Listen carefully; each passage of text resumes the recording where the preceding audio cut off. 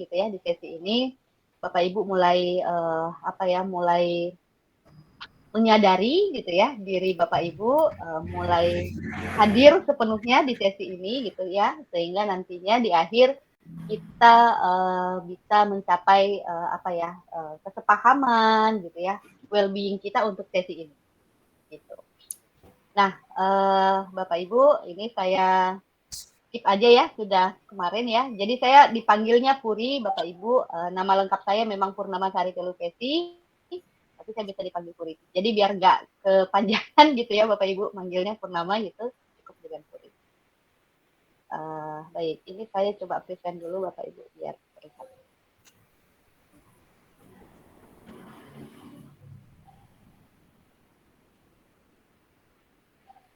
Oke, saya lanjut ya Bapak Ibu. Agenda kita pada hari ini, mudah-mudahan ini bisa sesuai dengan jadwal ya Bapak Ibu. Namun apabila nanti mungkin ada keterlambatan sedikit, sekitar mungkin 10 menit, tidak apa-apa ya Bapak Ibu ya, dari jadwal gitu ya. Karena saya rasa mungkin akan ada hal-hal yang bisa kita diskusikan lebih jauh gitu dari pembelajaran sosial emosional ya, modul 2.2 ini. Itu saya lanjut lagi, sebenarnya modul ini ada untuk membantu Bapak Ibu mengelola aspek sosial emosional yang ada dalam diri Bapak Ibu dalam menjalankan peran Bapak Ibu sebagai guru dan khususnya sebagai guru penggerak nantinya gitu ya. Lalu bagaimana Bapak Ibu bisa menerapkan pembelajaran sosial emosional baik di kelas, di sekolah dan di komunitas. Dan ini juga sangat terbuka kemungkinan untuk diterapkan di keluarga Bapak Ibu. Gitu. Nah, lalu khususnya Bapak Ibu, nah yang pertama adalah bagaimana kita semua dapat memahami bagaimana pembelajaran sosial emosional ini menggunakan GESOL ya. Rangkanya ada 5 gitu ya kompetensinya. Yang pertama adalah kesadaran diri, yang kedua adalah manajemen diri, yang ketiga kesadaran sosial, yang keempat keterampilan berelasi, dan yang terakhir adalah keputusan yang bertanggung jawab. Lalu kita bagaimana dalam menerapkan kompetensi ya sosial emosional ini itu dilandasi oleh kesadaran penuh, mindfulness sebagai dasar, sebagai landasan pembelajaran sosial emosional. Lalu bagaimana memahami strategi gitu ya untuk menerapkan pembelajaran sosial emosional ini berbasis kesadaran penuh, berbasis mindfulness sesuai dengan konteks masing-masing. Konteks kelas Bapak Ibu, konteks sekolah Bapak Ibu, konteks komunitas Bapak Ibu, dan konteks diri Bapak Ibu. Baik di dalam kelas, di dalam sekolah, dan komunitas ya Bapak Ibu ya. Nah, Bapak Ibu, kuncinya di sini adalah bagaimana kita mulai menumbuhkan mindfulness kita ya, kesadaran penuh kita yang berdasarkan perhatian yang berkualitas, gitu ya, keterbukaan, rasa ingin tahu, mengapresiasi, gitu ya, melakukan refleksi dan empati atau kepedulian gitu, atau compassion ya, agar dapat mengelola kompetensi kita, gitu, sosial emosional kita dan menerapkannya bagi murid, bagi kita sendiri, bagi sekolah dan bagi komunitas yang di ujung nantinya kita bisa mendapatkan atau mewujudkan kondisi yang well-being. Kalau Ki Hajar Dewantara well-being ya, selamat dan bahagia, agar mencapai keselamatan dan kebahagiaan yang sesungguhnya. Itulah well-being. Ya. Baik, Bu Aswatku, saya sudah full ya, mudah-mudahan didengar jelas Bapak Ibu yang lain. Oke. Pak Maskuri boleh di-mute dulu, Pak. Baik, terima kasih. Nah, capaian khususnya ya Bapak Ibu, bagaimana kita bisa menggali ide, melihat makna gitu ya, mengkonsolidasi dan menumbuh kembangkan 5 kompetensi tersebut. Gitu. Dan bagaimana kita mulai membangun mindfulness kita. Nah, ini ya Bapak Ibu ya, tadi ya. Mencapai keselamatan dan kebahagiaan, baik sebagai dirinya sendiri, sebagai manusia, anggota masyarakat ya, komunitas, sekolah, dan kelas gitu, setinggi-tingginya. Saya mengingatkan kembali Bapak Ibu bahwa sebenarnya dalam perjalanan setiap modul, dari modul 1.1 sampai 2.1, kalau Bapak Ibu merefleksikan ya atau menyimak kembali, ternyata sebenarnya sudah terkandung tuh sosial emosional yang ada di dalam setiap modul gitu. Cuman memang belum eksplisit gitu. Nah, di sini kita akan membahas secara eksplisit modul 2.2 ini, kompetensi sosial emosional ini. Kalau di modul 1.1 lahir batin ya, cipta rasa dan karsa gitu ya, budi pekerti itu kan sebenarnya bagian dari sosial emosional. Ujung-ujungnya apa? Kebijaksanaan. Kebijaksanaan itu apa? Ya mindfulness kita itu, Bapak Ibu. Kesadaran diri kita. Kita bijaksana gitu ya, dalam menyikapi setiap apapun yang terjadi di sekitar kita. Modul 1-2, terlebih lagi ya, nilai gitu ya. Nilai itu kan juga berdasarkan apa ya? Itu juga bisa membangun gitu sosial emosional kita, Bapak Ibu. Nilai-nilai apa yang kita ambil? Misalnya nilai-nilai penghargaan misalnya terhadap orang lain gitu ya. Itu kan tergantung tuh bahwa kita perlu menghargai sesama orang lain agar gitu ya. Agar sebagai sesama manusia kita bisa mempunyai relasi yang positif gitu. Saling menghargai. Dengan saling menghargai kan empati bisa terbentuk ya Bapak Ibu ya. Nah, bagaimana kita membuat gambaran diri di masa depan dan melakukan aksi. Menjalankan peran kita sebagai guru penggerak.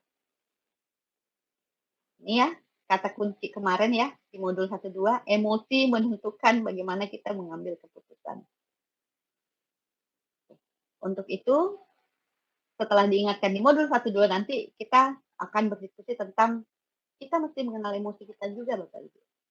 Apa saja sih emosi yang muncul, gitu ya. Nah, lalu di modul 1.2 juga, kita diajak untuk melampaui, tidak memendam emosi kita gitu ya, tidak apa ya istilahnya mengakomodir emosi kita gitu, tapi bagaimana kita melampaui itu. Jadi ketika kita menghadapi situasi apapun, ketika kita menghadapi masalah apapun, selesaikan. Jangan terjebak di emosi kita. Jangan terjebak di rasa marah, jangan terjebak di rasa kecewa. What next? Apa selanjutnya? Itu adalah respon. Dan terakhir, bagaimana kita bisa mengambil keputusan yang bertanggung jawab. Gitu ya, Bapak Ibu. Di 1.3, bagaimana kita menjalankan visi kita sebagai guru penggerak. Well-being itu kan salah satu visi gitu ya, Bapak Ibu ya.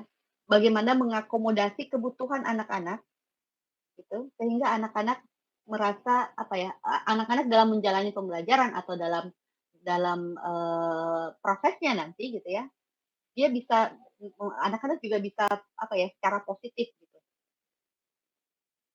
Perasaannya bisa muncul secara positif, menyenangkan, bahagia, gembira gitu ya. Ketika kita membuat program misalnya gitu ya, atau kita membuat apa ya keputusan misalnya untuk misalnya membuat pojok apa tuh pojok literasi misalnya, cek juga gitu apakah anak-anak senang dengan itu. Nah itu kan salah satu cara ya Bapak Ibu ya.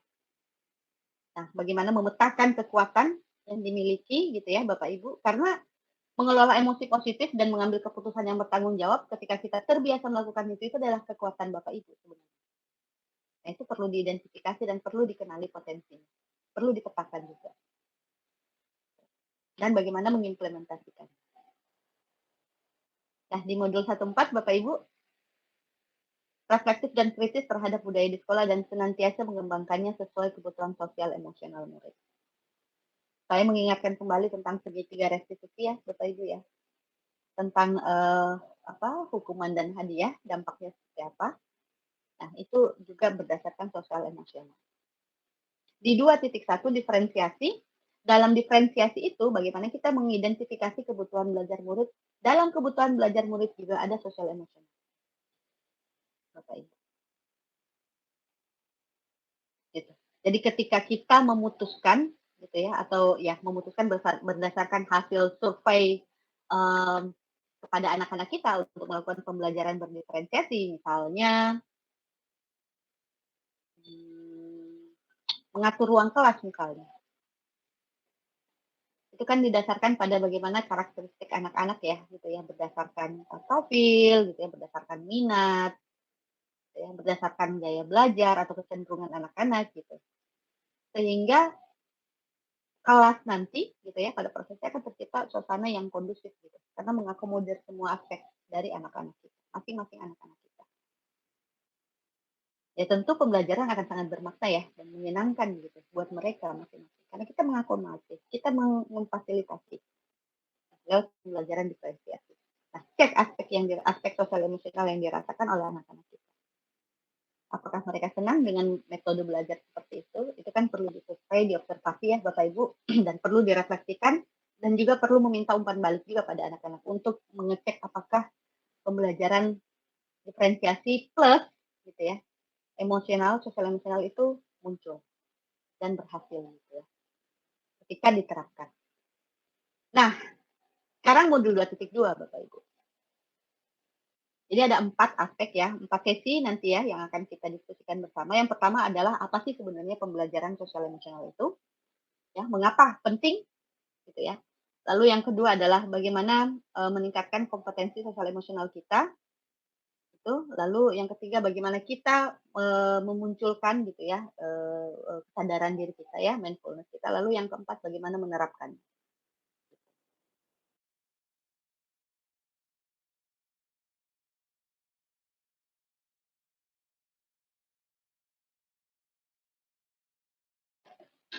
Oke, baik.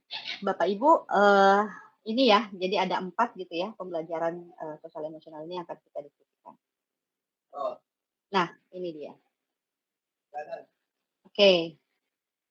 Bagannya seperti ini ya Bapak Ibu ya. Kalau Bapak Ibu perhatikan, di sini adalah kompetensi sosial emosional ya. Dimulai dari kesadaran diri, bagaimana kita mengenal emosi kita, kenali dulu emosi kita seperti apa gitu. Lalu bagaimana setelah itu mengelola emosi melalui pengelolaan diri gitu ya.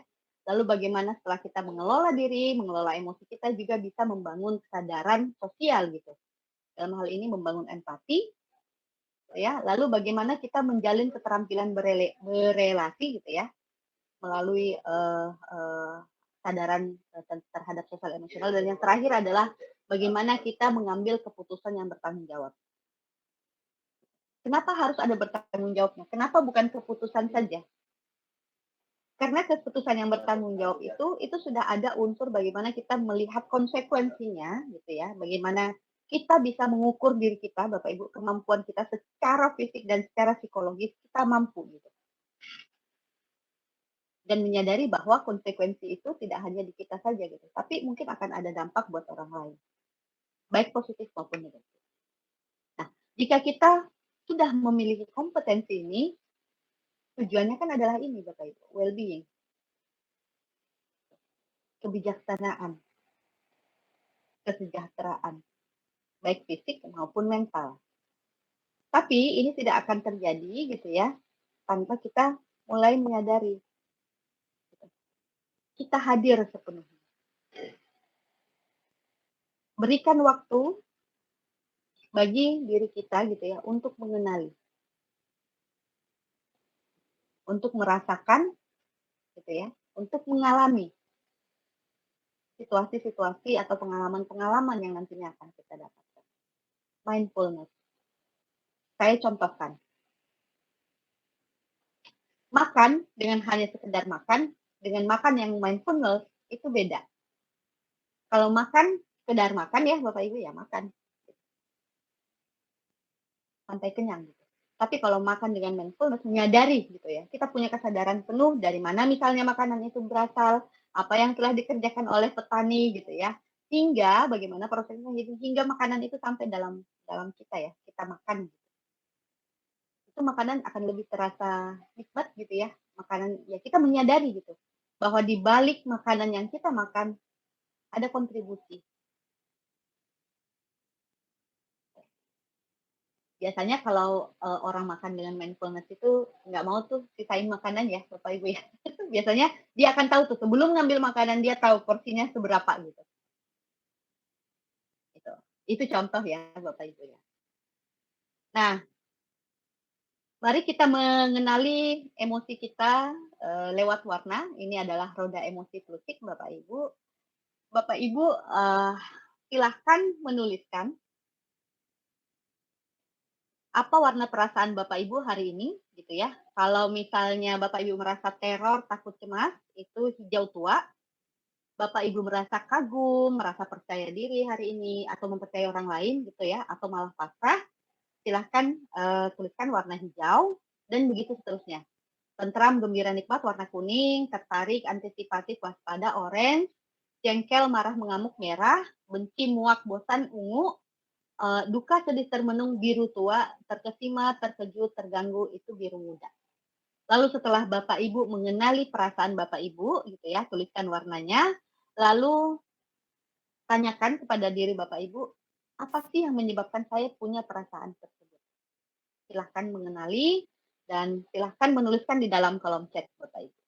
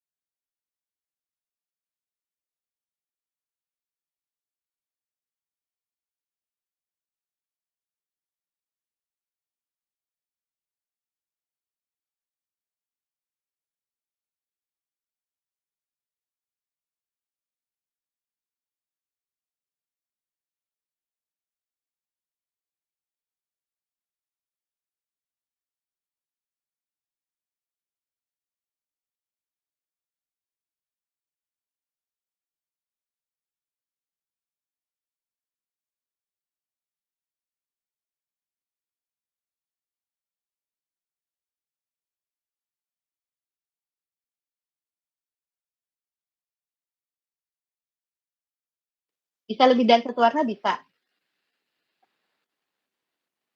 Oke.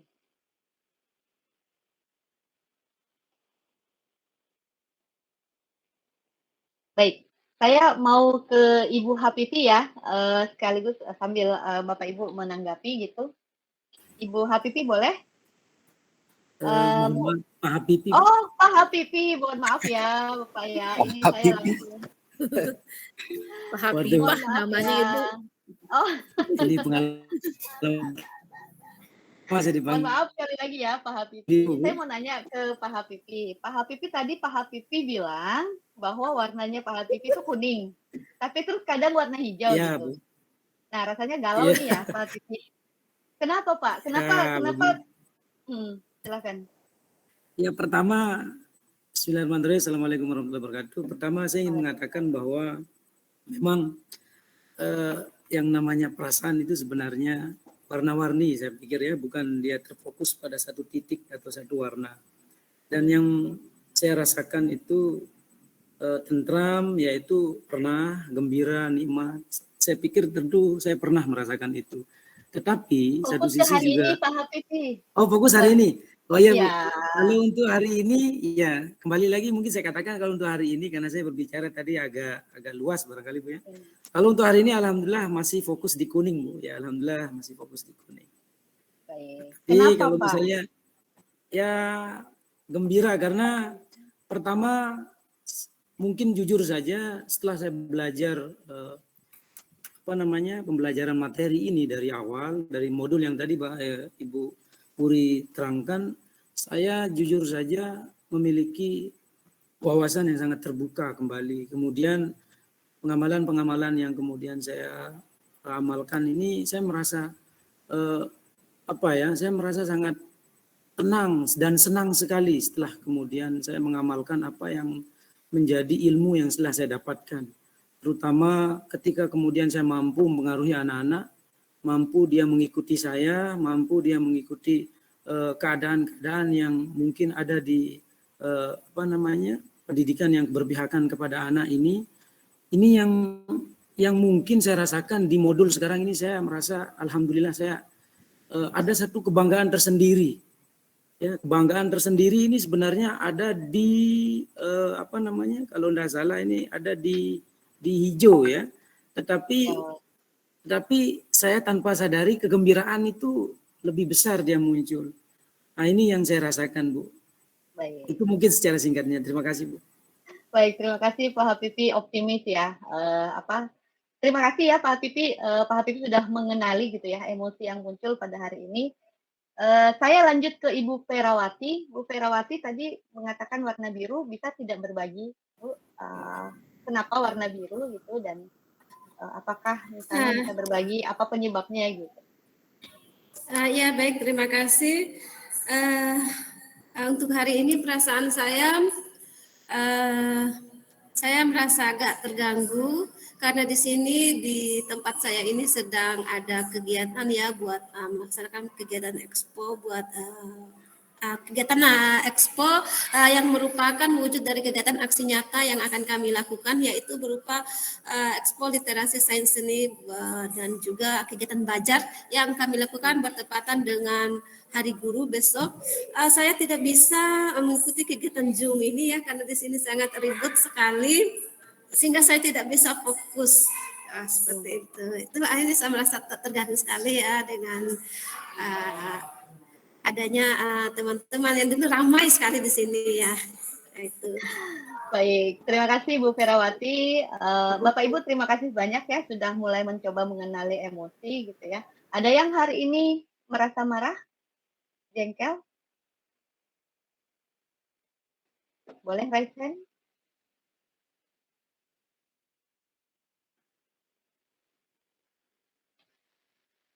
Oke, tidak ada ya. Yang pertama, kenapa Bu Putri?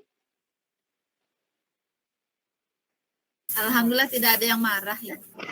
Tidak ada ya, tidak ada yang merasa marah, mungkin karena ada kejadian sebelumnya. Materinya bagus. Nggak boleh marah-marah. Ini bukan soal materi, Bu Putri, perasaan yang mungkin hadir saat ini gitu ya. Kan hari ini tuh mungkin sejak kita bangun tidur sampai sekarang mungkin ada perasaan-perasaan yang muncul hingga saat kita ada ya di hari ini. Sebenarnya dengan mengenali perasaan itu kan yang pertama yang mesti kita sadari mindfulness kita ya, Bapak Ibu ya. Saya mulai masuk ke kesadaran diri nih. Untuk mengenali emosi kita perlu jujur. Karena jujur itu akan sangat membantu proses kita, Bapak Ibu.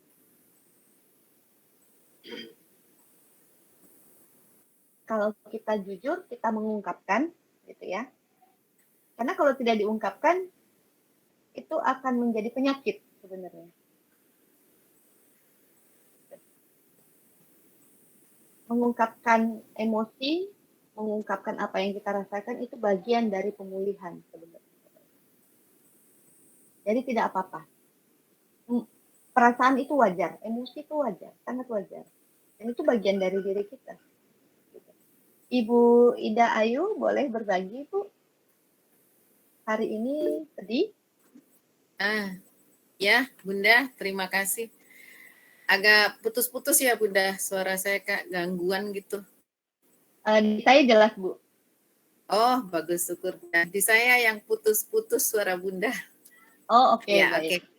Ya. Saya agak sedih karena untuk pelajaran ini saya suka, tetapi saya belum mampu untuk merangkul murid saya 1-2 orang gitu. Mereka emosinya luar biasa. Yang satu anak autis, yang satu itu anak normal, tetapi di rumah itu sepertinya dimanja betul, jadi harus diikuti kemauannya.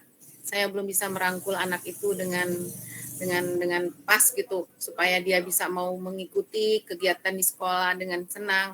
Kadang-kadang kalau udah ngambek, ya ngambek keluar, lari dia keluar, nggak mau masuk. Lama kita rayu, kita dekati, maunya apa, mau makan gitu. Kalau udah bilang mau makan, tidak akan mau ngapa-ngapain. Nah, kalau yang satunya yang autis itu udah, kalau udah mau main aja, dia nggak peduli gitu. Udah agak sedih gitu karena saya belum bisa merangkul mereka. Terima kasih.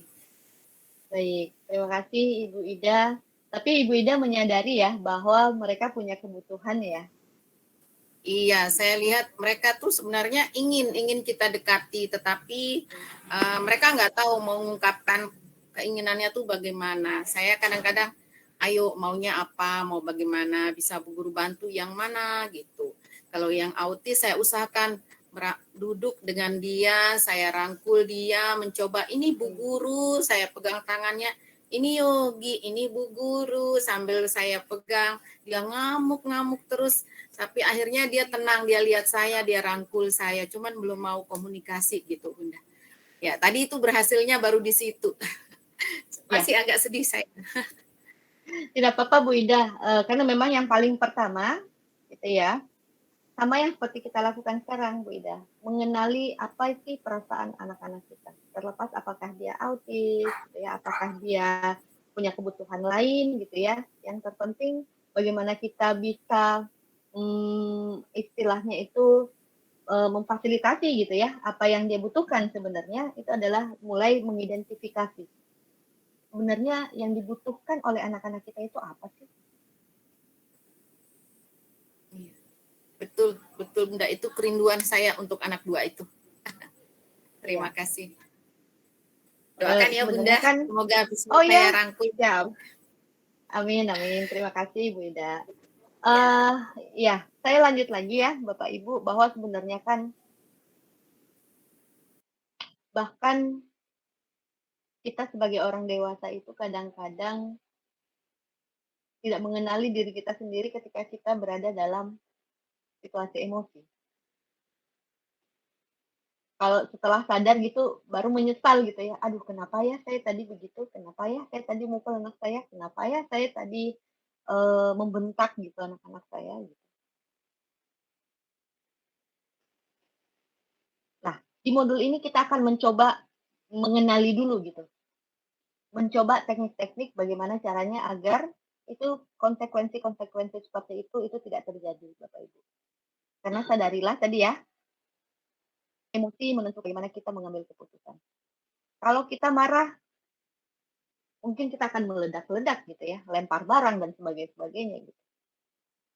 Kalau kita sedih, mungkin kita akan menangis meraung-raung gitu. Menyalahkan orang lain, bahkan tantrum gitu ya. Kalau kita jengkel, kita akan memaki gitu ya. Dan itu semuanya adalah reaksi. Intinya jangan terjebak. Nah, bagaimana caranya? Pertama adalah kita mengenali emosi kita dulu. Saya ini saat ini merasa apa sih? Perasaan saya bagaimana hari ini? Oh, saya hari ini marah. Saya hari ini sedih. Saya hari ini tentram. Saya hari ini gembira. Menyadari dulu emosi apa sih yang terjadi di kita. Nah, dengan cara ini juga kita bisa mengetahui ya, apa sih emosi yang terjadi. Karena pada dasarnya Bapak Ibu, kita itu perbendaharaan emosi kita, itu ya, yang kita kenali di diri kita itu sangat sedikit.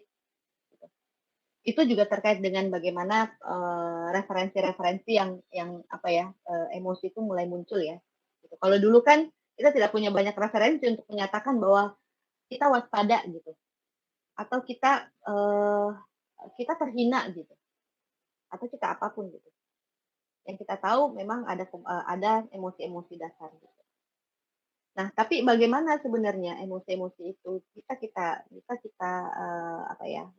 kelola gitu ya, yang melalui kompetensi itu Bapak Ibu. Tapi apa sebenarnya sosial emosional itu? Pembelajaran sosial emosional itu. Yaitu pembelajaran yang dilakukan secara kolaboratif. Jadi kolaboratif itu kan sebenarnya dampaknya buat diri kita, bagaimana kita bisa juga membuat iklim yang positif gitu ya, di sekolah, di kelas gitu. Bagaimana anak gitu ya, bekerja sama gitu ya, dengan anak dan guru dan anak gitu ya, agar mendapatkan pengetahuan, agar meraih tujuan gitu ya, melalui pengetahuan, keterampilan, dan sikap positif, melalui aspek-aspek sosial emosional. Kalau Bapak Ibu lihat di lingkaran ini ya, ada 5 kompetensi, ini bahasa Inggrisnya, nanti setelah ini bahasa Indonesianya ya Bapak Ibu. Nah, lingkaran paling dekat itu adalah ruang kelas. Sel ini adalah kita, Bapak Ibu, diri kita. Ini, dan ini. Ini yang mesti kita kuasai. Untuk dapat diterapkan di kelas, di sekolah, dan yang terakhir, baik di rumah maupun di komunitas kita. Tujuannya apa? Kenapa ini penting? Bayangkan saja ketika Bapak Ibu mengambil keputusan dalam keadaan marah. Misalnya nih, kita sebagai orang dewasa ya, Bapak Ibu mengalami, ini juga saya biasa alami ya Bapak Ibu. Kita marah dengan pasangan kita gitu. Terus karena kita marah, kita bilang, kita cerai. Gitu. Tapi kita tidak menyadari bahwa keputusan kita itu sungguh tidak bertanggung jawab. Karena kita tidak menyadari konsekuensi dari keputusan kita itu. Terus bagaimana kalau beneran terjadi gitu ya? Gitu. Kita tidak siap menghadapi konsekuensi itu.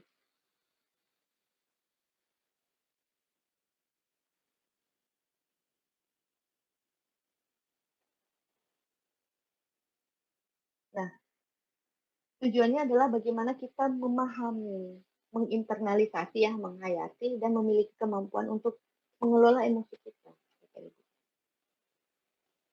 Sadar sesadar-sadarnya, sadar sepenuhnya.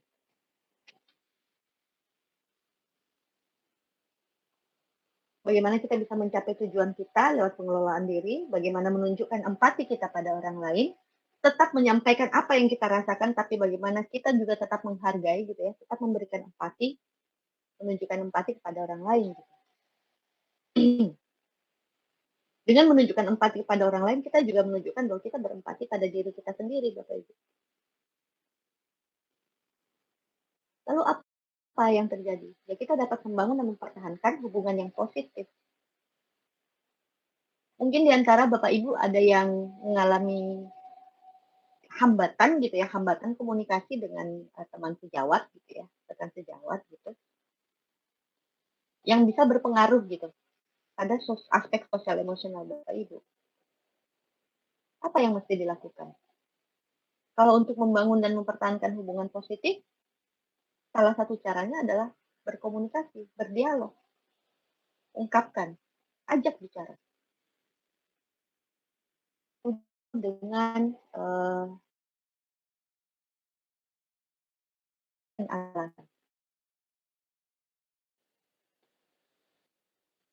Beda dengan ketika kita menyampaikannya dengan emosi. Bu Putri, saya tidak setuju. Pokoknya saya tidak setuju dengan pendapat Bu Putri. Karena itu terlalu mengada-ngada. Padahal dalam hati karena saya tidak suka Bu Putri gitu. Misalnya begitu. Itu kan nggak jujur ya Bapak Ibu ya. Tapi kan kalau kita nggak suka, kita juga perlu menyampaikannya secara positif. Jadi selalu ada komunikasi yang positif, selalu ada dialog yang positif. Dan selalu bisa menyelesaikan masalah Bapak Ibu. Karena kalau itu dipertahankan terus-menerus hubungannya negatif itu tidak akan baik buat diri kita maupun sebenarnya juga buat rekan sejawat tersebut gitu. Lebih-lebih kelas dan lebih-lebih sekolah gitu. Dan bagaimana? Itu juga bisa mempengaruhi kita pulang ke rumah loh. Kalau kita bawa emosi kita itu ya kita mengakomodir emosi kita mulai dari baik dari rumah ke sekolah gitu ya atau dari sekolah ke rumah gitu. Ya kayaknya perang deh satu harian itu ya. Nggak ada yang selesai gitu. Gitu. Dan yang terakhir adalah bagaimana kita mengambil keputusan yang bertanggung jawab. Sadar. Apakah kita mampu menanggung konsekuensi atau akibat ya dari keputusan kita. Apakah kita tahu bahwa dampaknya tidak hanya buat ke kita, ke murid juga, ke guru lain, ke sekolah, ke kelas.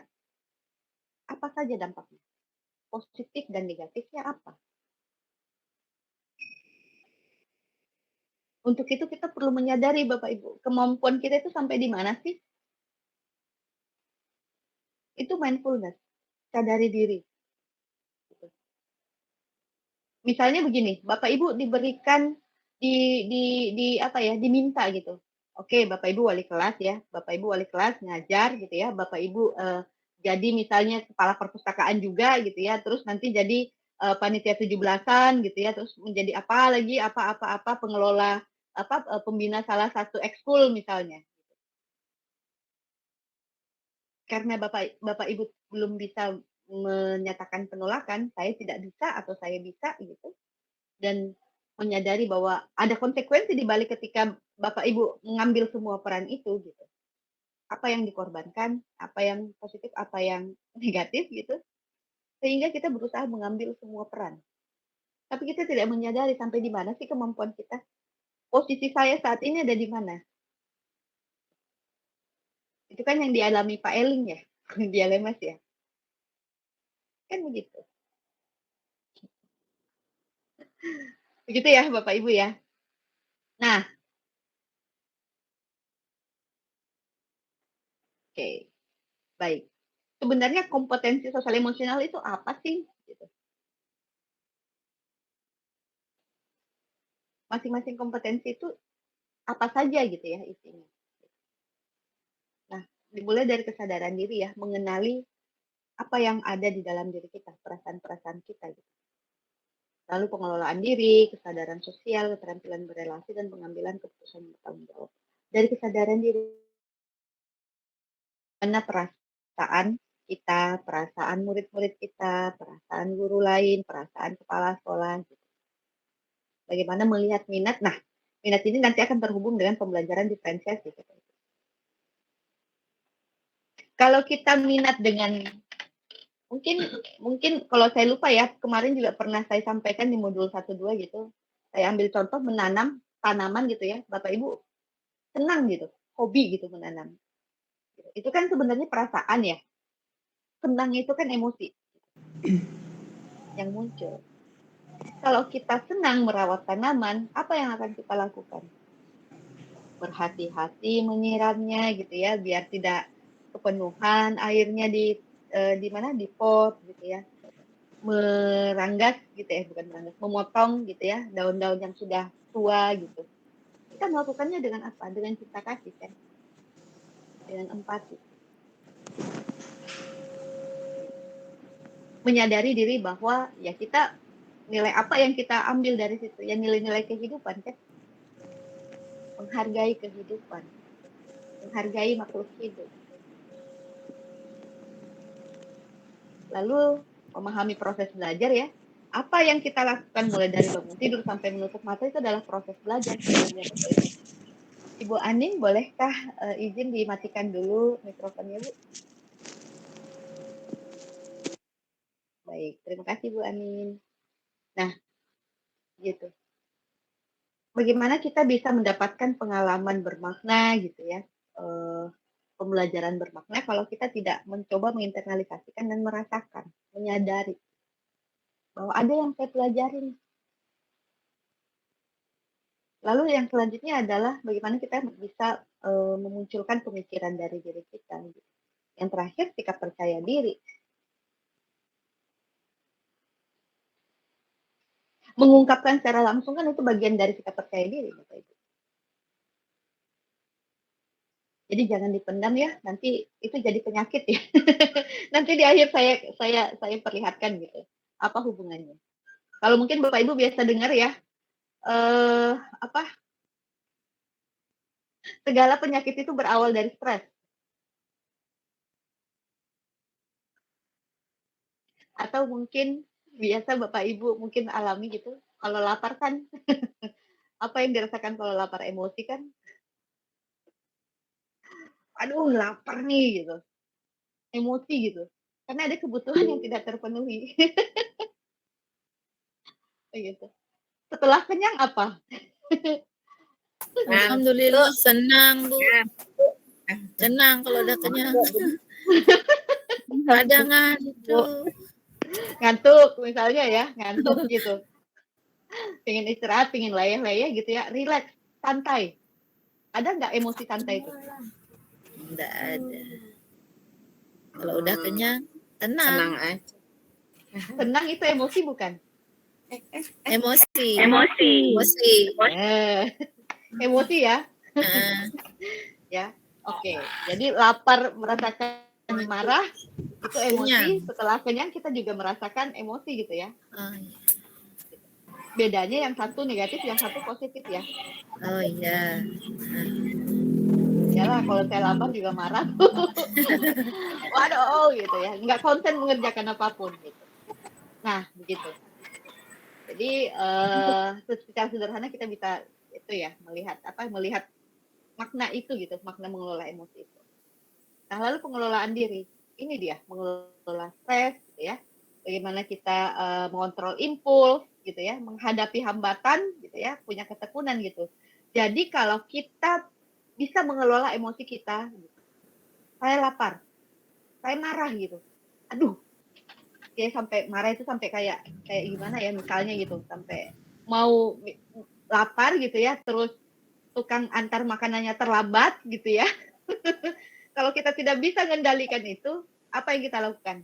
Yang paling pertama, paling umum terjadi adalah kita marahin tukang antar makanan. Kok terlambat sih, saya udah lapar gitu. Itu reaksi. Iya, itu reaksi. Kalau kita mengelola stres kita itu, marah itu bagaimana? Kan kalau cuma reaksi kan kita mengakomodir rasa marah kita, kan kita akan melampiaskannya pada orang lain gitu kan. Tapi kalau kita mengelola itu gitu, yang terjadi itu kita tidak memarahi orang tersebut. Mindfulness-nya apa? Ya kita telat memutuskan untuk makan. Kan itu. Iya kan? Kita memutuskan untuk makan terlambat, ya. Kita memutuskan untuk rasa lapar duluan nih yang muncul. Ya enggak? Biasanya kita lapar itu, kelaparan itu kenapa sih? Terlambat makan kan? Satu. Gitu. Atau ketika kita mulai lapar, kita tidak mengambil keputusan untuk langsung memesan makanan atau memasak makanan. Itu kan yang mesti disadari ya. Daripada menyalahkan orang lain, cek dulu nih di diri kita, apa sih yang sudah kita lakukan tadi sehingga kita lapar? Atau mungkin malam hari sebelumnya kita tahu nih bahwa beras habis gitu.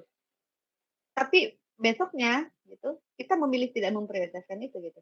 Ya udah nanti siang aja gitu. Begitu siang ternyata ada sesuatu yang mengharuskan kita online gitu. Terus kita lapar. Itu kan berawal dari apa yang kita putuskan ya. Apa yang harusnya kita melakukan apa gitu tapi tidak kita lakukan. Itu mengambil keputusan yang bertanggung jawab di ujung tuh. Tapi bagaimana kita mengelola itu? Menghadapi hambatan. Aduh, malam nih jam 11 saya kelaparan. Oke. Ya, dicek situasinya ya. Direnungkan dulu ya. Saya lapar di tengah malam. Jam 1 malam gitu ya. Kita lembur. Ketik gitu dan sebagainya, menyelesaikan rapor dan sebagainya. Dan kita lapar. Sementara kita menyadari bahwa tidak ada lagi penjual makanan di sekitar kita. Yang ada nih ya di tempat penyimpanan makanan, entah itu kulkas atau apapun itu hanya ada cabai 2 biji, tomat 1 biji, sama nasi apa itu namanya? Segenggam gitu. Dan mie instan. Oke. Mie instan gitu ya. Apa yang akan Bapak Ibu lakukan? Memilih lapar atau memutuskan untuk memasak? Entah itu nasi goreng, entah itu masak mie gitu. Anggaplah tidak ada Indomie, tidak ada mie instan di rumah gitu. Dan kita hanya punya tadi itu ya, nasi 1 genggam gitu ya. Cabai 2 biji, tomat 1 biji sama garam.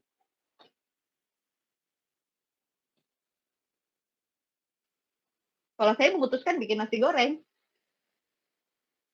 biar rasa lapar saya ya bisa boleh tuh, minta suami masakin. Bisa juga seperti itu.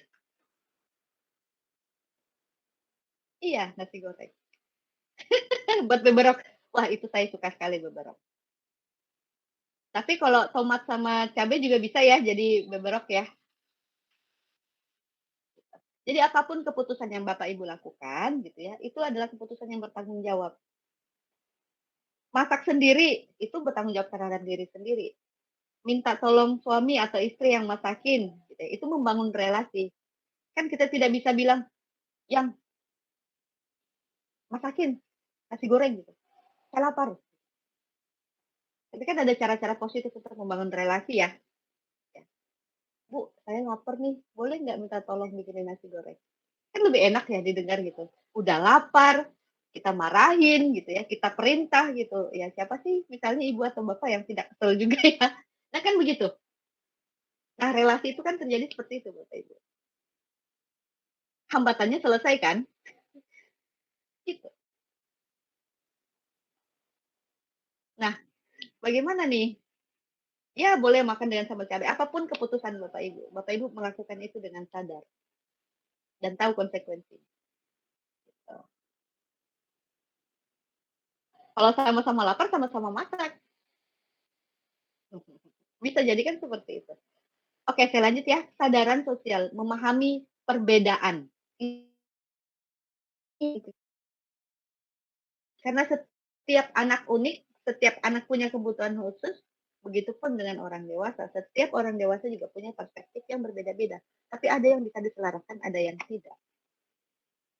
Lalu bagaimana caranya? Bapak Ibu,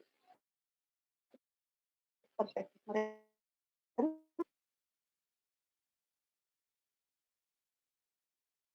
Kenapa dia berpikiran seperti itu? Dan kita juga tentunya punya gitu, landasan kenapa kita berpikir seperti itu. Ya, mungkin latar belakang Bapak Ibu budaya gitu ya, kan beda tuh cara saya mengambil keputusan gitu ya, atau cara saya mengungkapkan pemikiran saya dengan cara Ibu Ida, Ibu Fauzia gitu ya. Tapi kan kalau hargai bahwa oh Bu Fauzia ini beda perspektifnya dengan saya. Kita menyadari itu, saya tidak akan menyalahkan Bu Ida maupun Bu Fauzia. Salah tuh Bu, pikirannya Bu, nggak begitu gitu. Itu kan reaksi ya, tapi kita coba nyelami. Bagaimana sih rasanya ketika saya berada dalam posisi Ida, apa yang akan saya lakukan? Apa yang saya pikirkan?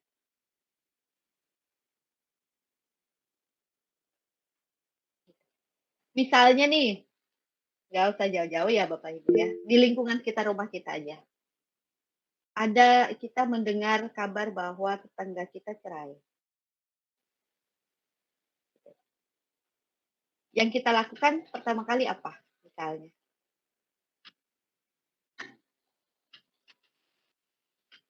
Ketika misalnya Bu Ida mendengar nih, Bu Ida mendengar ada Pak X gitu, atau Pak siapa ya, Pak Agus gitu ya, atau Pak Armudin gitu, mendengar kabar ada tetangganya yang cerai gitu. Atau ada anak yang mengalami kekerasan terhadap dari orang tuanya gitu. Contoh kedua mungkin lebih relate ya, lebih nyambung ya gitu. Kita mendengar anak dipukuli di sebelah rumah kita oleh orang tuanya, apa yang akan Bapak Ibu lakukan?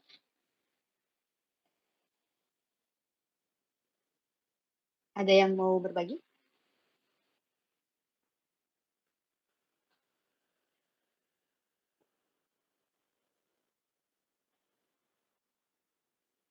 Empati. Apakah hanya empati saja, Bu? Sementara sepertinya kayaknya kalau kita mendengarkan anak itu kalau dipukul apa yang terjadi gitu ya? Luka misalnya. Dan itu kan kekerasan ya. Misalnya nih,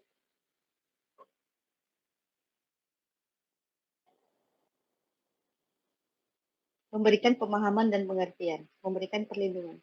Tapi yang mukulinnya emosi. Pak, Bu, nggak mungkin kan ada orang memukul tidak emosi gitu. Pasti emosi itu. Mungkin misalnya orang tuanya gitu emosi, bapaknya misalnya atau ibunya gitu.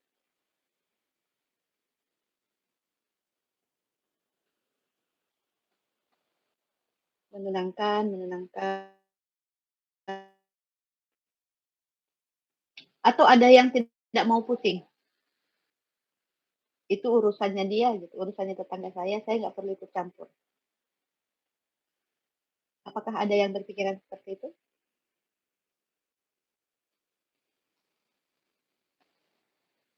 Kayaknya susah deh Bu, kalau orang emosi diminta suruh tarik nafas. Bisa nggak kira-kira Bu? Bisa, bisa. Karena itu tuh sebenarnya teknik seperti itu yang paling dasar ya, yang mungkin Bapak Ibu sebenarnya harus sudah bisa melampaui itu gitu. Ditenangkan dengan cara tarik nafas. Oke. Ini ya Bapak Ibu ya. Menolak tekanan sosial yang tidak.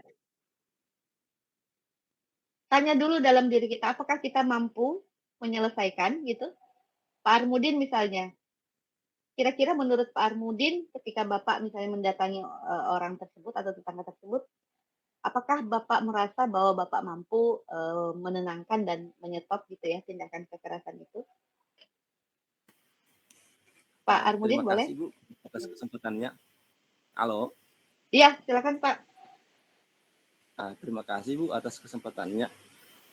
Ketika kondisi tersebut berada di lingkungan saya, memang agak sulit untuk memberikan sebuah pemahaman pada orang yang sementara bertengkar, emosi cukup tinggi, namun sebagai tetangga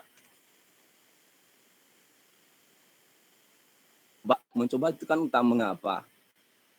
Ketika apa yang kita berikan, pemahaman yang kita berikan itu dapat diterima atau tidak, ya syukur kalau diterima, kalau enggak ya kita harus berusaha. Mungkin seperti itu.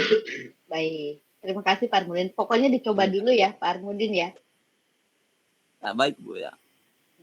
Berarti Pak Armudin memutuskan untuk mencobanya terlebih dahulu gitu. Tapi mungkin bisa juga, Ya, harus dicoba, Bu. Betul. Tapi bisa juga begini Pak Armudin. Ini kita brainstorm gitu dengan diri Bapak Ibu. Kalau misalnya saya gitu ya, mungkin saya tidak akan kuat gitu ya melerai gitu ya. Misalnya ketika ada orang yang memukul anaknya gitu, saya mungkin tidak akan kuat melerai gitu. Nah, saya juga mungkin akan refleksi dulu nih, apakah saya mampu gitu. Atau misalnya sambil saya berlari ke rumah tersebut gitu ya, sambil mendatangi, saya mungkin juga telepon Pak RT. Nah, ini Bu ini. Bisa jadi seperti itu, bisa jadi ya. Itu tergantung bagaimana Bapak Ibu mengambil keputusan. Atau apa tuh namanya, hansip ya, apa yang suka biasanya keliling di rumah atau apapun gitu. Bantuan. Jika merasa tidak sanggup, cari bantuan. Itu tidak apa-apa.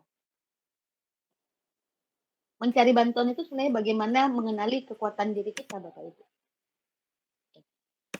Tapi, Tidak Bu, mencari bantuan pun, bagaimana seandainya kalau RT-nya lagi tidak ada di tempat, Bu? Ini kan harus kita ambil sebuah keputusan, kondisi ya? yang memang betul-betul tidak ada yang bisa membuat kita bisa berharap untuk dapat bantuan seperti itu, Bu. Cek alternatif solusinya, Pak Armudin. Gitu. Kalau misalnya tidak ada Pak RT, bisa nggak polisi dipanggil? Kalau tidak ada polisi, bisa nggak membangunkan tetangga yang lain?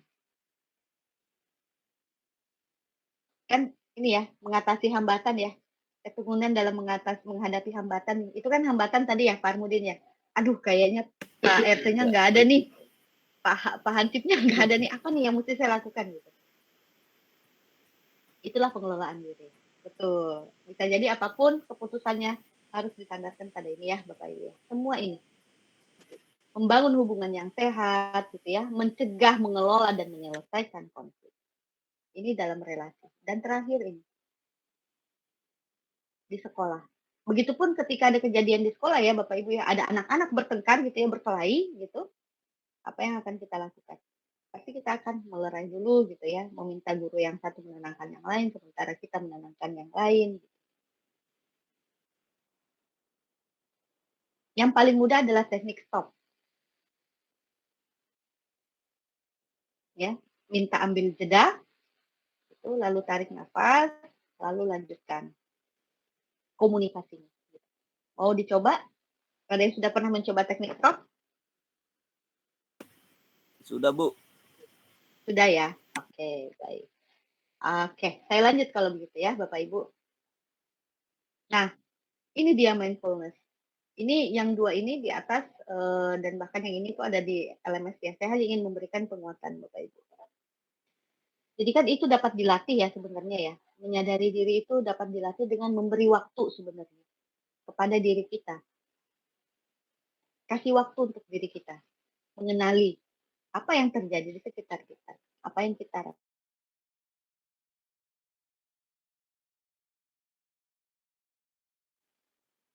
Memperhatikan diri kita ya, memperhatikan orang lain secara berkualitas gitu. Kenapa begitu? Ya karena itu bisa memberi kita kesempatan untuk mengambil keputusan yang lebih rasional. Gitu. Ya, misalnya nih, Bapak Ibu. Kalau Bapak Ibu punya situasi ya, misalnya ada guru yang emosi gitu ya, rekan sejawat kita gitu yang emosi gitu ya. Gitu. Kalau dia melihat perilaku murid, misalnya gini, ada muridnya yang terlambat. Gitu. Dia marah, lalu dia menghukum gitu. Pokoknya itu terus yang terjadi gitu.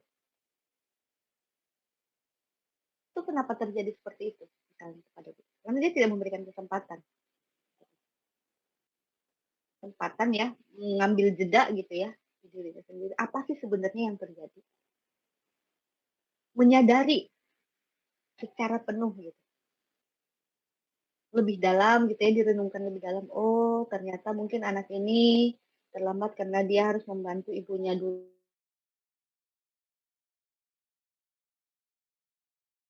Ini yang jadi satu-satunya tulang punggung. Apa yang muncul setelah kita menyadari itu? Empati kan? Lalu dari empati apa? Dialog. Memberdayakan, positif. Nah, tapi kalau yang terjadi sebaliknya adalah Bapak Ibu mungkin biasa mendengar ya, wah si siapapun itu mungkin yang pernah terjadi itu. Si Bapak A itu ini emosional banget orangnya gitu, suka marah gitu. Apa-apa marah, sedikit-sedikit marah gitu. Itu kenapa terjadi seperti itu? Ada orang yang bertemperamen keras, ada marah gitu, ada orang yang sedikit aja gitu itu nangis gitu, sedih gitu, terharu gitu. Ada nggak yang bisa marah lah, marah aja gitu. Kenapa sih orang terus-menerus bisa marah gitu ya? Dikit aja disentil marah, lewat depan rumahnya aja marah gitu. Anaknya di sekolah mungkin tidak sengaja jatuh gitu, orang tuanya datang marah pada kita. Bisa nggak kita coba telusuri kenapa ada orang yang seperti itu? Faktor internal dan eksternal barangkali, Bu. Boleh dielaborasi, Bu, internalnya boleh jadi dari kemampuannya manajemen emosinya yang tidak teratur gitu, terarah, boleh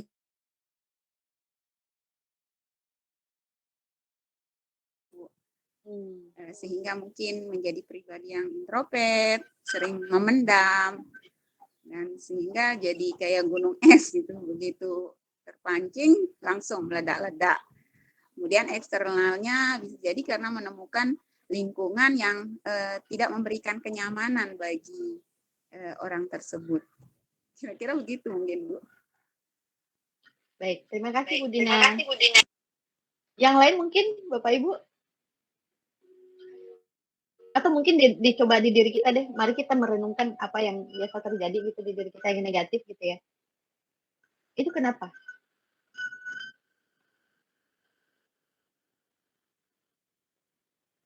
Oh iya, silakan Bapak Ibu yang mau sholat asar, tidak apa-apa ya sambil sholat asar saya sambil melanjutkan ya Bapak Ibu ya.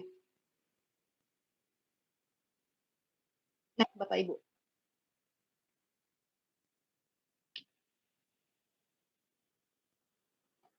Faktor kebiasaan itu kan terjadi gitu ya, itu kan karena diakomodir ya Bapak Ibu ya.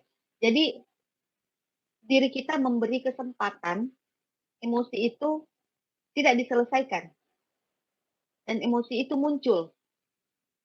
Gitu. Gini.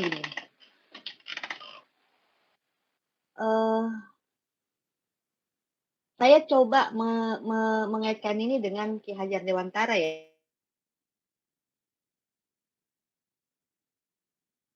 Bukan kertas kosong tentunya. Ya silahkan Bapak Ibu yang mau sholat asar. Tapi yang perlu ditebalkan adalah apa? Rasanya gitu ya, empatinya gitu. Nah, ini kebalik Bapak Ibu. Yang ditebalkan itu oleh dirinya sendiri itu adalah emosi negatifnya gitu. Makanya yang muncul adalah terus-menerus menjadi reaksi.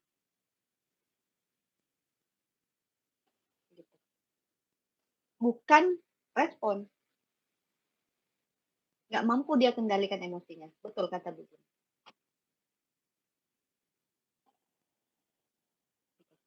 Apakah kita ingin menjadi orang yang mengakomodir emosi negatif kita? Saya rasa sih tidak ya. Ya silakan Bapak Ibu.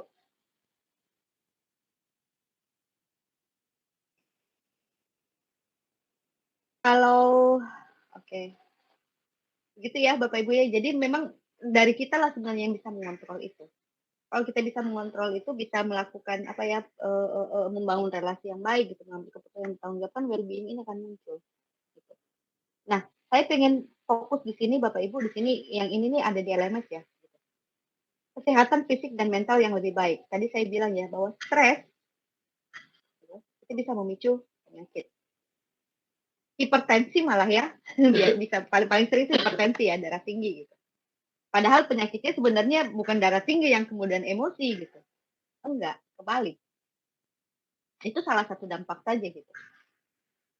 Lalu kan kita selalu seringnya gitu ya, kecenderungan ya Bapak Ibu ya, mungkin tidak umum gitu, selalu lebih memperhatikan kesehatan fisik daripada kesehatan mental.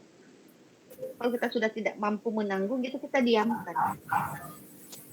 Daripada kita memutuskan untuk berkonsultasi dengan psikolog di sekolah atau guru BK. Gitu.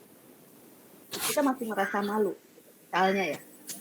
Padahal itu kan bisa berdampak gitu. Memutuskan untuk tidak mengkonsultasikan itu atau memutuskan untuk mengkonsultasikan itu semua punya dampak. Tapi ketika kita memutuskan untuk mengatasi masalah itu, menyelesaikan masalah itu, kita akan memiliki ketangguhan dalam menghadapi stres. Oke, aduh ini kayaknya bertumpuk nih, banyak banget di pekerjaan nih. Oke, ambil jeda dulu. Solusinya apa? Mari kita pikirkan, mungkin bisa memprioritaskan mana yang lebih dulu. Itu kan harus dikelola. Terlibat dalam perilaku sosial yang lebih bertanggung jawab. Dan yang terakhir adalah mencapai prestasi akademik yang lebih tinggi, Bapak Ibu. Ini dampak ya.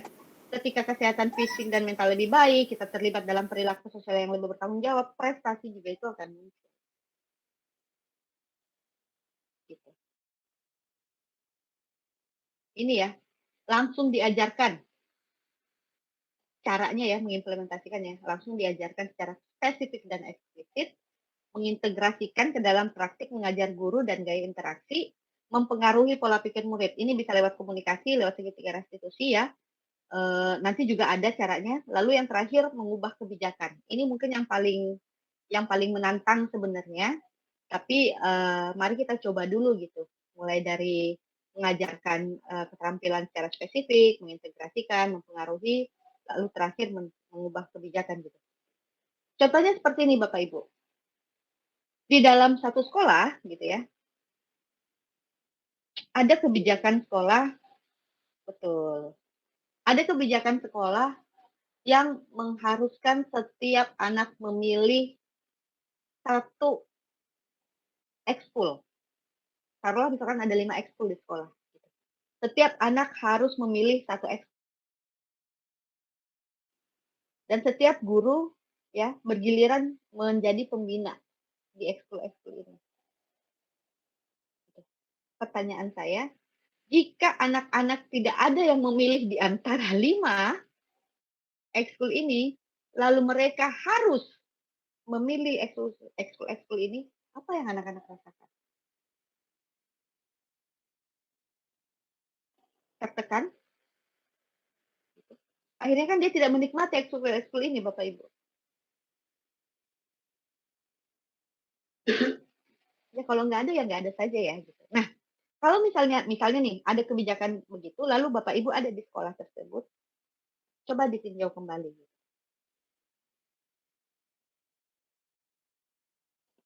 Ya caranya sih bisa apapun gitu ya. Nanti di modul-modul selanjutnya juga nanti akan disampaikan bagaimana cara. Tapi pada intinya menyadari dulu. Oh ternyata ada yang keliru nih dari kebijakan ini. Gitu. Ya Pak Armudin silakan.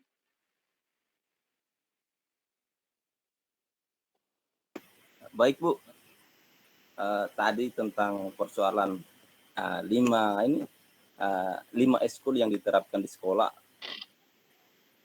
Ketika semua itu misalkan 5 ini ada salah satu di antara eskul yang tidak diminati siswa.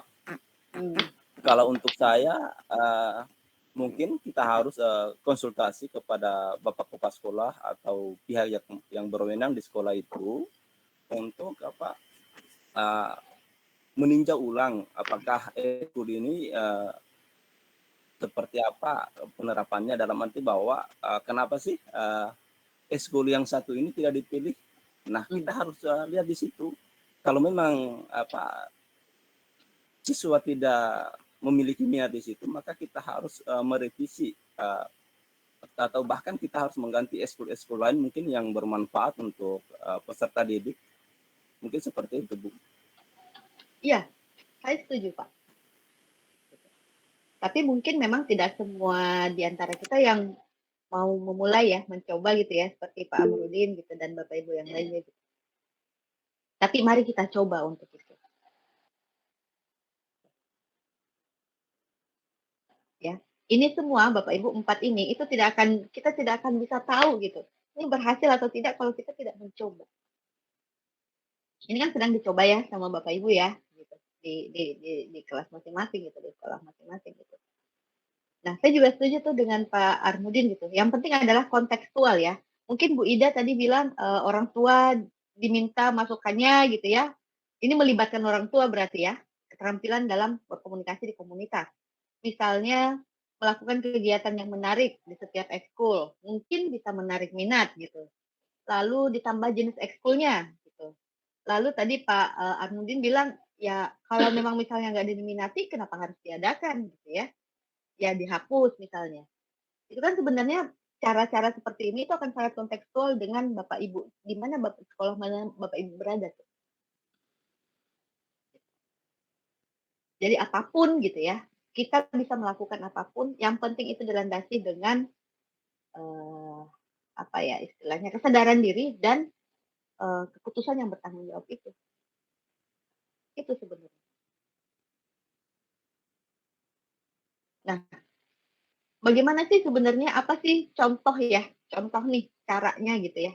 Cara eksplisit ini langsung bisa diterapkan di kelas nih Bapak Ibu. Diajarkan gitu kepada anak. Kesadaran diri ya. Kesadaran diri seperti yang tadi sudah kita juga praktikkan itu adalah mengenali emosi-emosi. Setelah kita tanya anak apa yang kamu rasakan, gitu, coba kenali kenapa kamu merasakan. Ini bisa diajarkan secara langsung ke anak-anak kita. Ada anak yang tantrum gitu ya misalnya, tuh apa yang kamu rasakan? Atau mungkin juga bisa apa ya memberi ruang aman dan nyaman sebenarnya pada anak-anak untuk mengungkapkan perasaannya karena kadang-kadang anak-anak kita juga ini ya betul permainan ekspresi wajah bahkan sejak saat masuk misalnya ya tempelkan sesuai dengan apa itu namanya pakai emoji itu kan kamu merasakan apa hari ini gitu itu kan mengenali emosi ya Bapak Ibu ya permainan wajah juga betul gitu. Apapun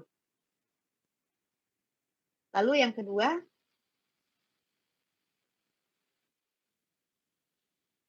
adalah pengelolaan diri nih yang paling jadi mengenali emosi dan stop ini adalah keterampilan paling dasar ya Bapak Ibu ya yang secara eksplisit gitu. Berhenti sejenak, ambil napas dalam, ya kasih waktu tubuh kita gitu ya untuk mengelola. Itu juga bisa diajarkan ke anak-anak kita langsung. Gitu. Lalu yang ketiga, lalu yang ketiga adalah kesadaran sosial. Ini juga sudah ada ya Bapak Ibu di LMS. Apa kira-kira yang dirasakan orang tersebut? Gitu ya. Apa sih yang kalau saya berada di posisi orang tersebut apa yang akan saya lakukan? Kalau saya mengalami kejadian yang sama apa yang akan saya lakukan? Ini pertanyaan dasar ini sebenarnya untuk sangat baik ya untuk mengelola ya gitu ya. Lalu satu lagi, oh maaf. Yang 3I ya Bapak Ibu ya. Nah itu ada di keterampilan interaksi, kemampuan interaksi sosial. Ini sangat bisa diobservasi sebenarnya. Kerjasama dan resolusi konflik. Ini bisa dimasukkan ke dalam RPP. Taruhlah misalkan Bapak Ibu membuat metode diskusi kelompok. Ada yang berbeda pandangan gitu ya. Diskusikan tentang Pancasila misalnya. Terus ada yang berbeda pandangan di antara kelompok gitu. Kita bisa ngecek nih, yang mana nih di antara anak-anak kita yang punya apa ya, yang bisa gitu ya menyelesaikan masalah gitu, atau yang bisa istilahnya itu mendamaikan di antara keduanya, atau yang kemudian mengalah gitu. Mengalah itu maksudnya adalah oke, dengarkan dulu yang satu, lalu dia akan menimpali, itu kan sebenarnya resolusi konflik Bapak Ibu. Atau mengungkapkan langsung. I message. Saya merasa kecewa dengan pendapatmu karena sampaikan alasannya.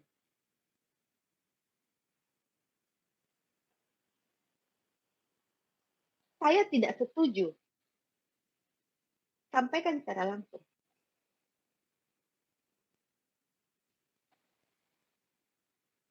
Ya.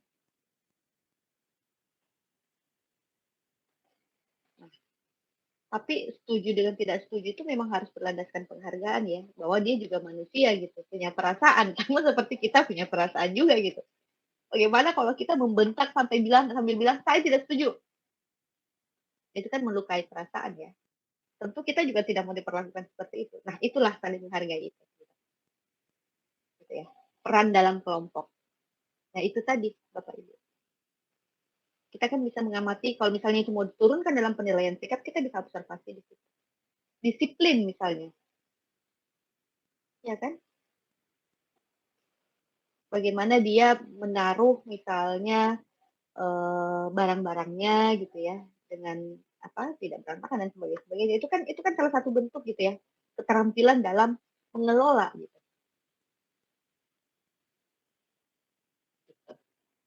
Ini kalau ditanya apa sih indikator gitu ya, kalau misalnya Bapak Ibu nih menerapkan RPP diferensiasi dan menyematkan keterampilan kompetensi sosial emosional di dalamnya gitu. Bapak Ibu tentunya butuh validasi sebenarnya kan ya di akhir gitu ya. Apakah tujuannya tercapai atau tidak gitu. Tujuan pembelajarannya tercapai untuk semua orang atau tidak. Bagaimana caranya? Konfirmasi langsung saja ke anaknya. Cara paling mudah itu. Bagaimana perasaannya hari ini? Setelah pelajaran ini. Ada yang bilang bingung, ada yang bilang kecewa, ada yang bilang marah, ada yang bilang itu wajar. Kita tidak perlu marah dengan apa yang disampaikan secara langsung ya, karena kita menghargai gitu. Bahkan kepada anak kita perlu menghargai gitu. Kita boleh mencatat itu Bapak Ibu. Oh, si A hari ini ketika pulang dia merasa bingung gitu. Si C dia merasa senang gitu. Si B-nya bingung ini kenapa? Si C-nya ini senang kenapa? Observasi lagi. Atau bisa ditanyakan, kenapa bingung? Apakah ada yang belum jelas? Itu kan bisa jadi catatan perbaikan ya buat kita gitu ya.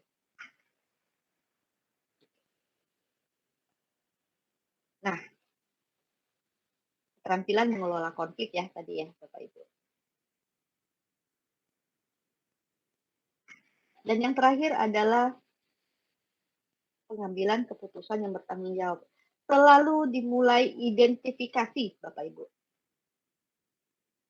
Untuk mengambil keputusan, untuk mengetahui emosi kita, untuk menyelesaikan masalah dengan murid, dengan rekan sejawat gitu. Identifikasi masalahnya, evaluasi masalahnya apa.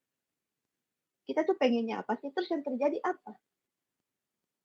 Kita ingin kegiatan 17 Agustus berjalan dengan lancar gitu, tapi yang terjadi apa? Ada rekan sejawat, ada murid-murid, ada apa yang kemudian memenuhi ekspektasi, menjauhkan ekspektasi kita gitu, menjauhkan harapan itu. Setelah itu lalu kita cari solusi apa yang tepat. Misalnya nih ya, ada tadi pertanyaan ya yang sempat saya intip gitu. Kalau anak broken home gimana? Ini saya punya pengalaman ya Bapak Ibu dengan teman yang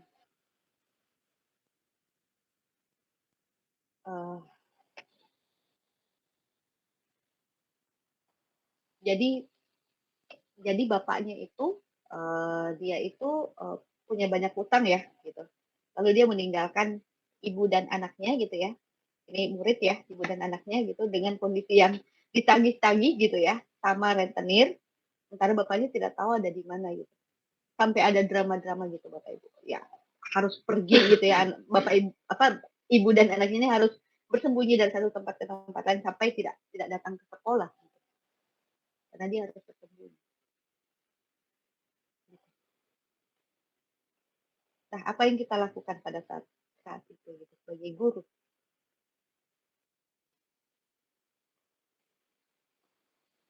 Kebutuhan apa yang dibutuhkan gitu, oleh anak itu.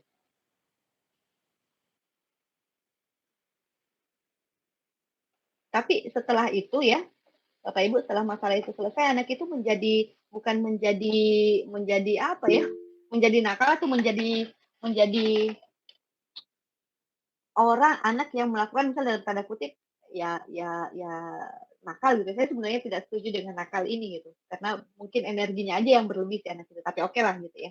Coba kita kategorikan anak itu sebagai dalam tanda kutip nakal atau apapun gitu. Negatif gitu ya. Ternyata anak ini tidak. Anak ini malah bahkan sangat baik dengan orang. Gitu. Justru kalau ada anak yang mengalami masalah di kelasnya ya pada waktu itu ya, dia yang membantu menyelesaikan.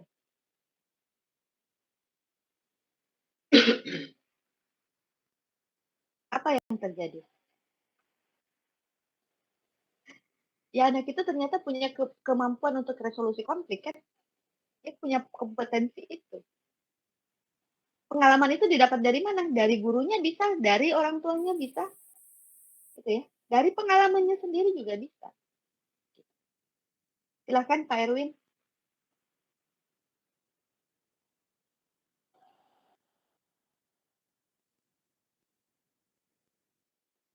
Pak Erwin? Tadi raise hand.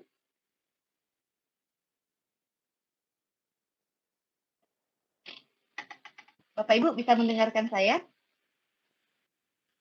Siap, bisa Ibu. Bisa, Bu. Iya, jelas sekali di sini, Bu. Jelas. Oh, Pak Erwin keluar. Bisa, Bu. Jaringan mungkin ya. Baik, terima kasih Bapak Ibu. Nah, ini saya lanjut. Ini bagaimana caranya kalau mau disampaikan dalam proses ya. Mulai membuka dengan hangat gitu. Ini pasti mungkin Bapak Ibu yang di PAUD ini sering nih.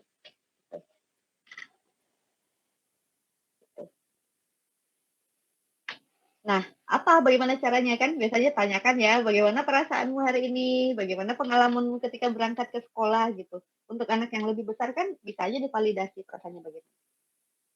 Gambarkan perasaanmu kalau anak TK ya, anak PAUD ya. SD apa juga bisa dengan menggambarkan perasaanmu. Kalau anak SMP atau SMA gimana? Ya ungkapkan aja lewat tulisan. Coba tulis apa yang kamu rasakan hari ini. Bisa. Nah, begitu.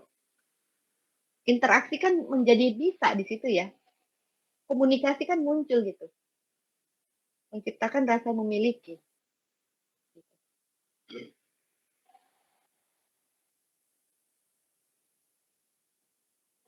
Benar nggak? Ini kan sebenarnya sudah sangat sering Bapak Ibu lakukan. Ya.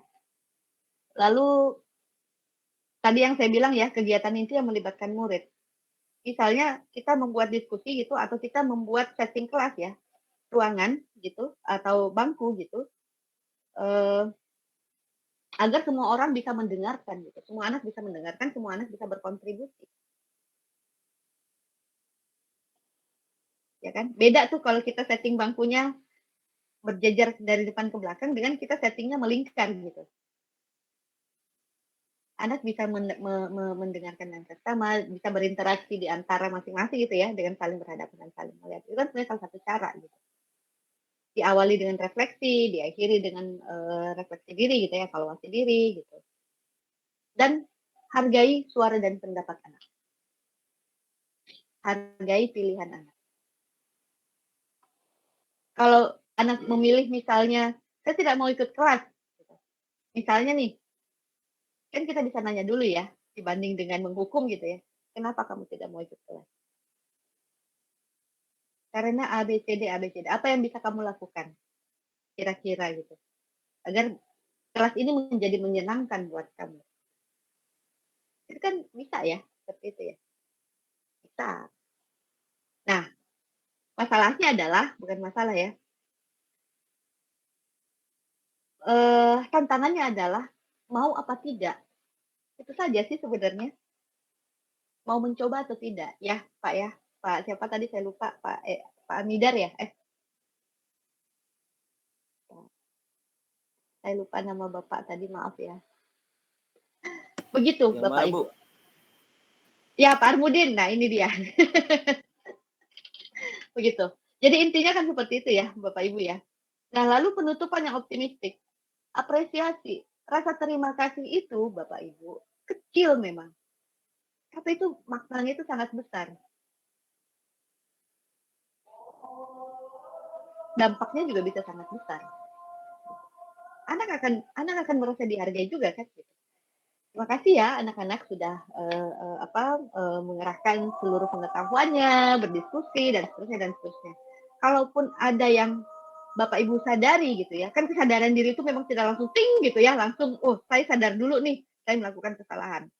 Tapi itu melalui keterampilan ya, terus-menerus dibiasakan gitu. Tapi ketika itu terjadi, Bapak Ibu jangan sungkan juga untuk minta maaf.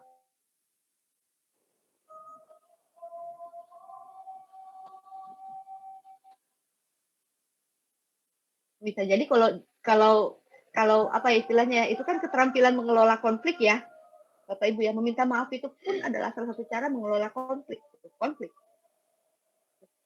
Kalau anak tidak selesai gitu ya, saat dia di sekolah gitu ya, kegiatan penutup gitu ya, merasa kesal juga dengan kita gitu. Tapi jangan diabaikan ya Bapak Ibu ya, karena itu hak mereka gitu, itu manusiawi gitu.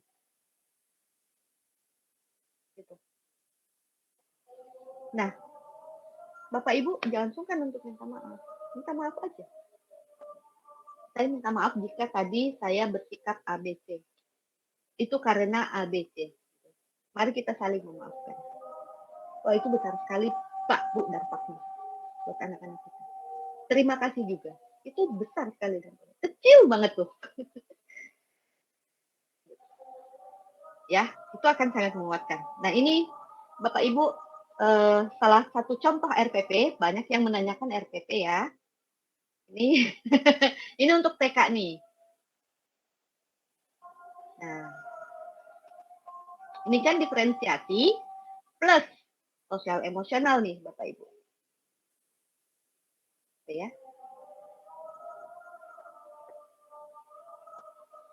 Ada ini ya, coba kita lihat di kegiatan. Kali ini guru menunjukkan tabel kosong dengan nama hari sebagai judul. Di sisi tabel terdapat foto seorang murid. Ini diferensiasi ya. Terlihat ya diferensiasinya ya. Permainan apa saja yang menjadi pilihan masing-masing murid. Oke, diferensiasi ya. Gitu ya.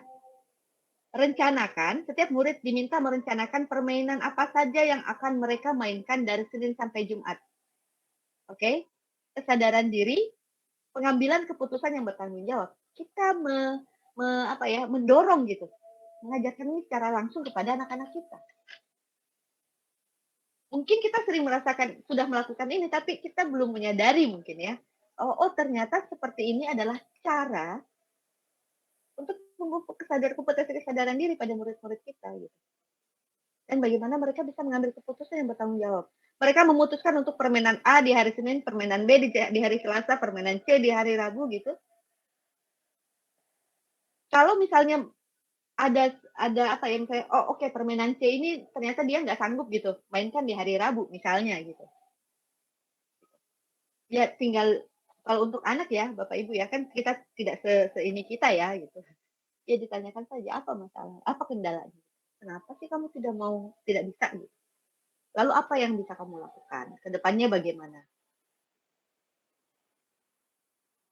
Sekaligus itu bisa mengelola konflik sebenarnya.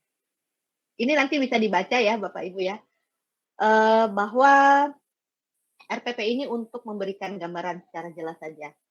Bapak Ibu nih yang punya sebenarnya, ini sangat kontekstual ya, sekali lagi ya Bapak Ibu ya. Gitu. Siap Pak Armudin, nanti saya berikan. Gitu. Jadi intinya itu Bapak Ibu. Coba mari kita lihat yang SD ya.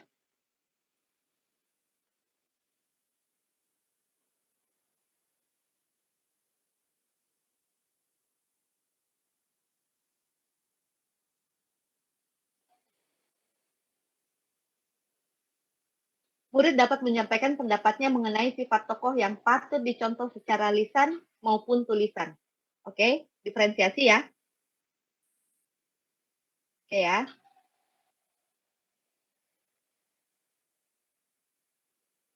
Guru membuka kegiatan pelajaran dengan kegiatan rutin yang untuk membangun suasana pembelajaran.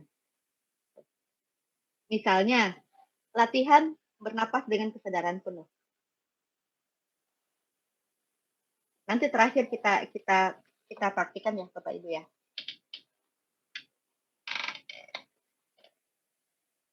Ya, stop nih. Ngambil jeda. Ini bisa nih dilakukan.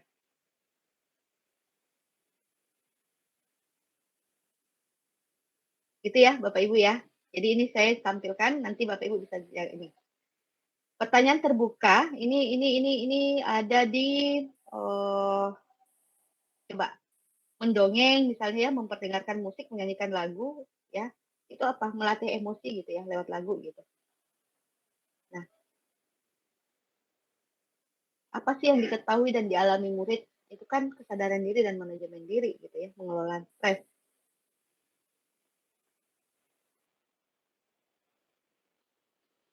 Ya, Bapak Ibu. Jadi mudah-mudahan ini bisa menjadi gambaran yang cukup jelas gitu ya.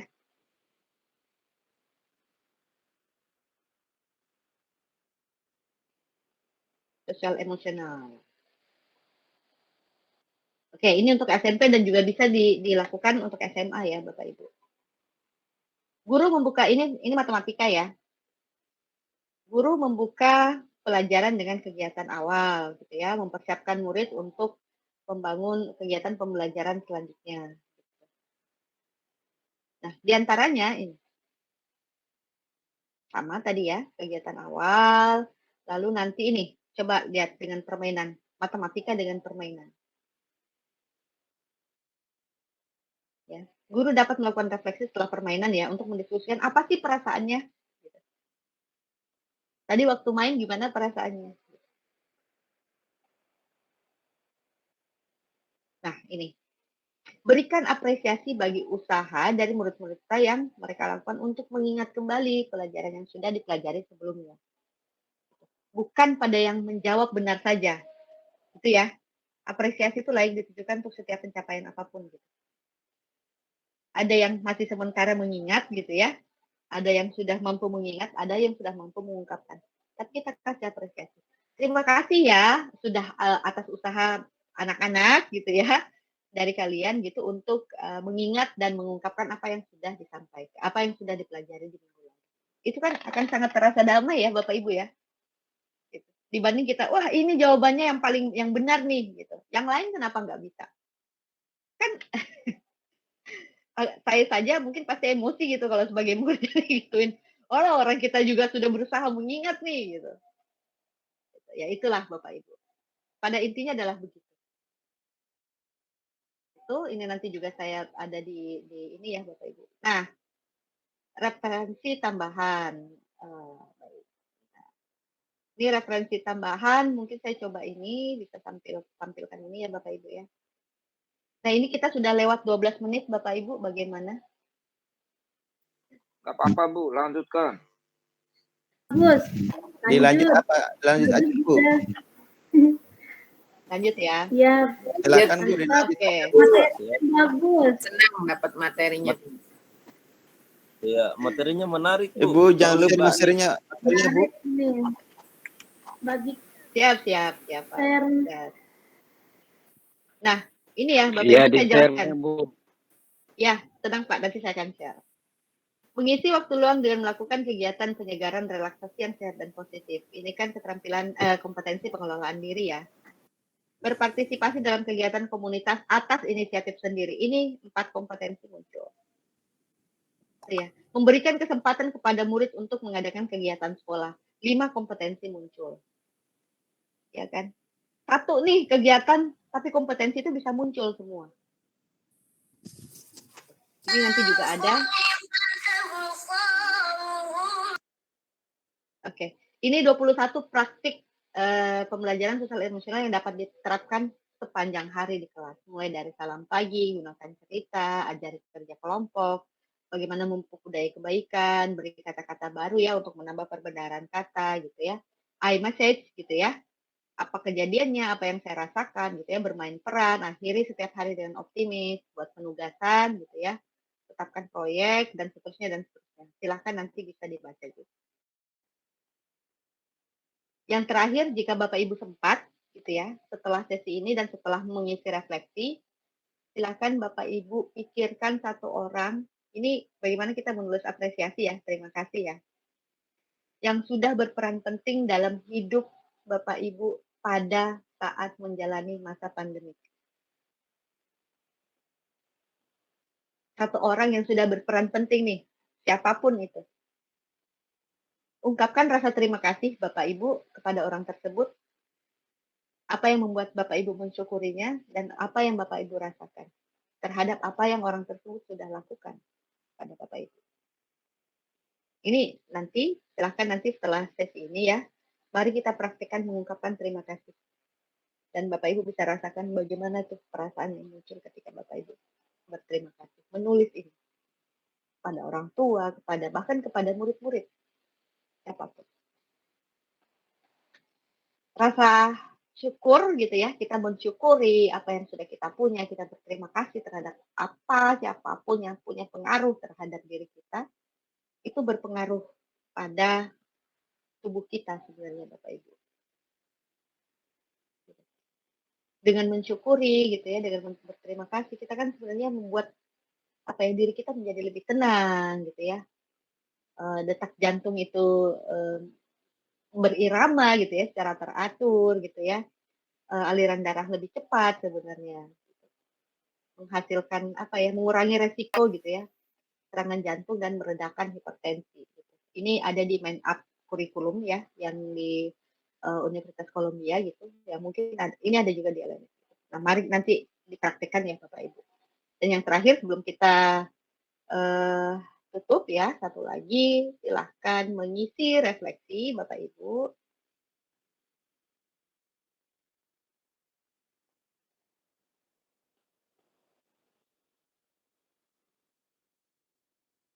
Ini saya kirimkan di kolom chat ya Bapak Ibu. Padletnya sekaligus saya kirimkan link yang bisa Bapak Ibu download. Bentar ya.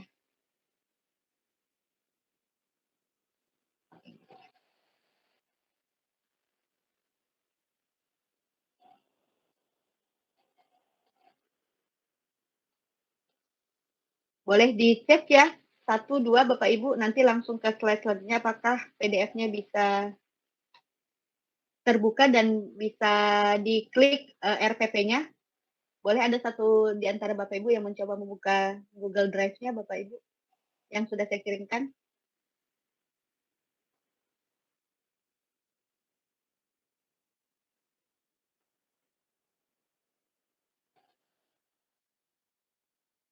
Bisa? Langsung ke PDF yang RPP? Hah? Bisa? Sudah bisa ya. Oke, kalau sudah bisa Bapak Ibu silahkan coba buka dan cek di di slide yang ada RPP tadi.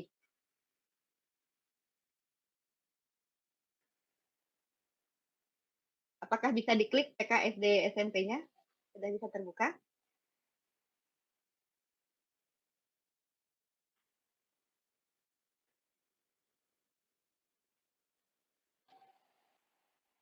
Ada yang berhasil? Di slide sebentar. Di slide berapa ya? Itu di RPP itu slide 36. 34, sorry, maaf. Oh iya 36 benar. Bisa ya? Oh, masih loading. Oke, baik. Bisa. Bisa, Bu. Bisa Bu. oke ya? RPP-nya Bisa. udah bisa di-download ya? Oke, sip. Sudah. Baik, Bapak Ibu, ini 15 menit lagi saya akan geser ke sesi terakhir gitu. Mungkin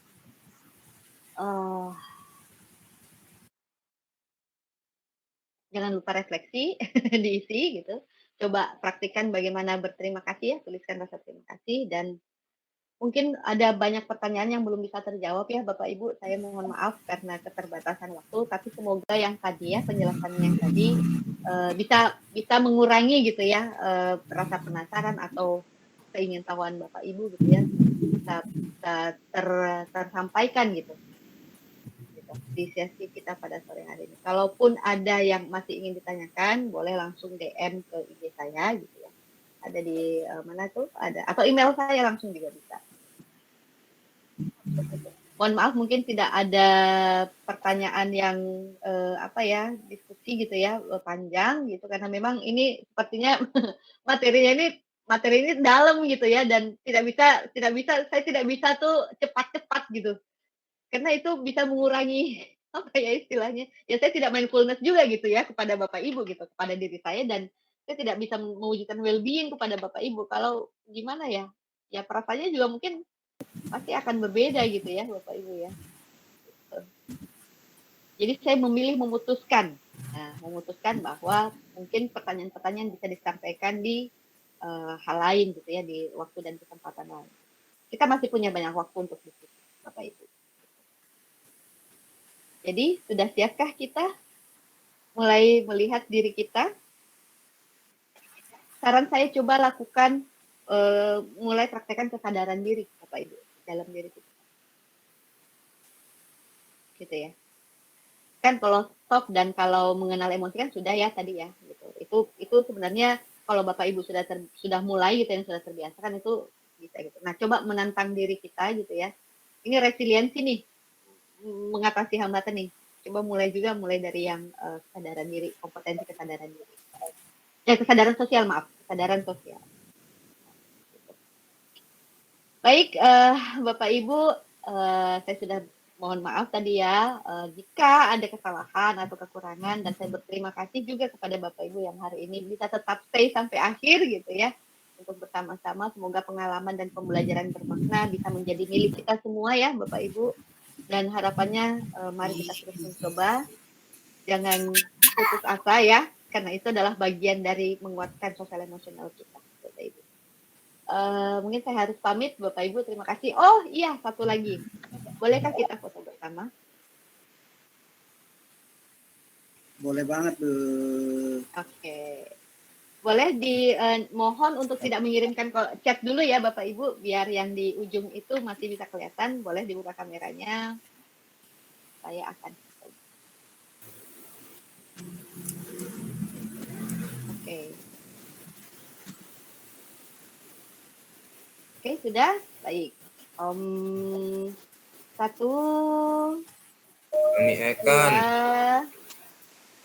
3. Oke, satu lagi Bapak Ibu. 100, 700. Hujan ya di sana ya Bapak Ibu ya? Ya, Bu. Hujan besar di Mataram. Oh, baik. Baik Bapak Ibu, saya izin pamit ya. Ya, Ibu. Ya, semoga semuanya baik-baik saja. Terima kasih. Terima kasih. Terima kasih, Bu. Assalamualaikum warahmatullahi wabarakatuh. Terima kasih Bapak Ibu pengajar, Bapak Ibu pengajar, dan Bapak Ibu CGD. Terima kasih. Pamit ya. Assalamualaikum. Waalaikumsalam.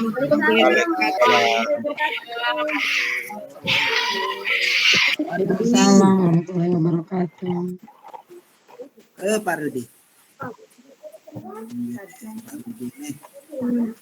Sejauh dulu. Ya. Semoga link record ikonnya hari ini ada dikirim.